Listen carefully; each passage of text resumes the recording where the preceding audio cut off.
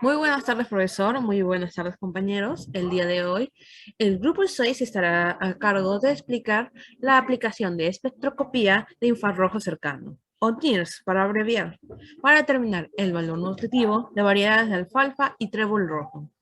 A continuación, mi compañera va a dar una pequeña introducción sobre el tema. Las asociaciones de variedades de alfalfa y trébol rojo se constituyen como los recursos forrajeros más importantes en la alimentación de animales. La eficiencia de los sistemas de explotación pecuaria al pastoreo debe basarse en el monitoreo de la calidad nutricional y el estado fenológico de los pisos forrajeros. Por eso, la espectroscopía de reflectancia en el infrarrojo cercano mide directamente la composición química de los alimentos mediante el método de reflectancia. Actualmente es la técnica de elección a los métodos convencionales con un amplio potencial para obtener valores nutricionales. El objetivo del artículo presentado a continuación es analizar el nivel de aplicatividad de la espectroscopía para valorar el nivel de nutrientes de dos especies forrajeras de importancia en el país. El método utilizado se llama espectroscopía de reflectancia en el infrarrojo cercano, que mide directamente la composición química de los alimentos entre el rango de 700 y 2500 nanómetros, mediante el método de reflectancia. Se dice que actualmente es la técnica de elección a los métodos convencionales con un amplio potencial para obtener valores nutricionales con base a composiciones químicas confiables y rápidas de diversos pisos forrajeros y estados fenológicos sin producir desecho alguno en su utilización. Además, este procedimiento tiene gran potencial ya que está respaldado por una sistemática valoración convencional de muestras y su respectivo contraste con los espectros de absorción obtenidos, desarrollados, calibrados y validados, los cuales son generados experimentalmente por muestreos para forrajes e insumos de diferentes especies, variedades, tipos, ecotipos, procedencias y estados fenológicos, por lo que este método puede aplicarse en reemplazo de los métodos tradicionales y convencionales. Bueno, ahora vamos a pasar al diagrama de flujo.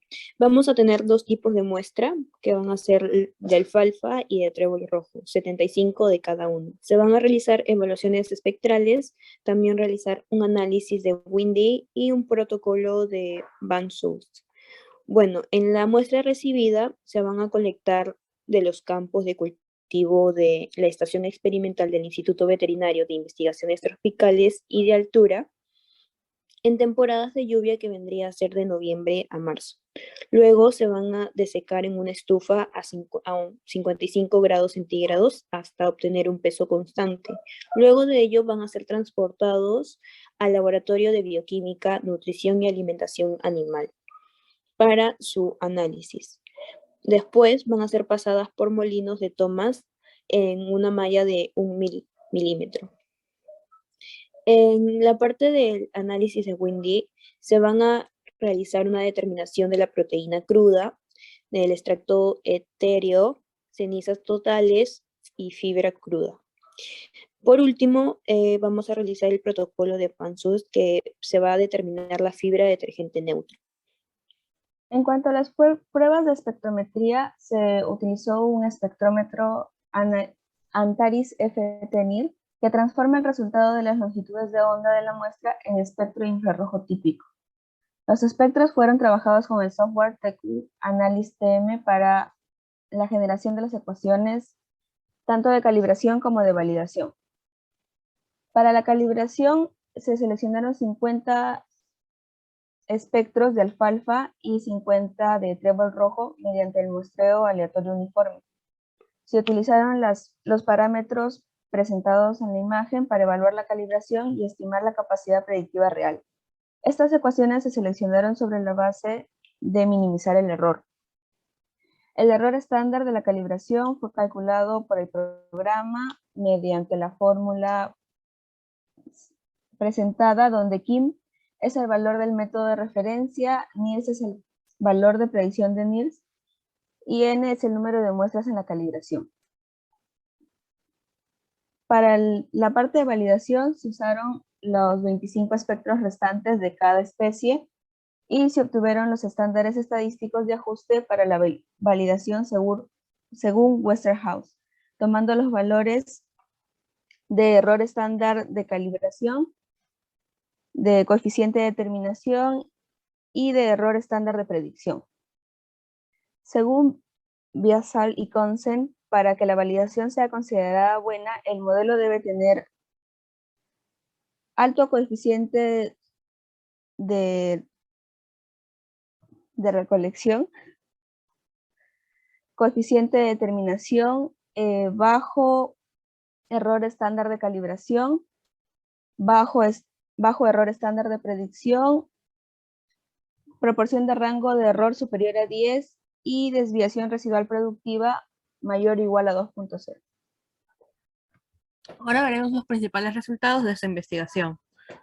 En el primer cuadro se observa un amplio rango de valoraciones de los resultados de porción comestible, de fibra, etc., debido al estado fenológico de especies evaluadas de cada componente de la población, empleadas para la calibración y la validación de cada componente de la población. Para la validación en base seca para las edades evaluadas. Los valores mínimos reportados corresponden a las edades de forraje comprendidas entre las semanas 12 y 15, y los valores máximos corresponden a las edades correspondidas a las semanas 6 y 9. Como se puede ver, las heladas de porción comestible y del FND son bastante buenas y presentan un buen resultado.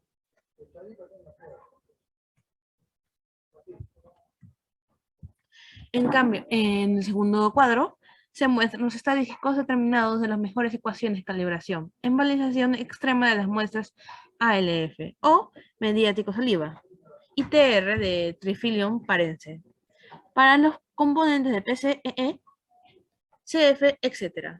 Y los estadísticos de error. Se puede ver que el porcentaje de error en el cuadro es bastante mínimo y es comprensible y es posible calibrar bien el aparato. Para el análisis químico proximal del ALF, o el mediático saliva y el Trifilium parense, en este cuadro se presentan resultados de desviación residual predictiva. Entre el del trébol rojo, que constituye un PC de 2%, al CS de 2.7, al FN de 2, y las ecuaciones fueron trabajadas en la primera derivada, y un gap destinada entre puntos de longitudes de onda, y un sub de eliminación de ruido no es mayor de 5. Con todos estos datos a realizar, se pudo hacer un cuadro de la aplicación del NIRS en el valor nutricional de la alfalfa y el trébol rojo, el cual los espectros del NIRS, en la forma de un logaritmo de error de la alfalfa y el trébol rojo, al evaluar los datos espectrales en simultáneo, demuestran una gran similitud, dada que pertenece a las leguminosas y ambas especies forrágeas.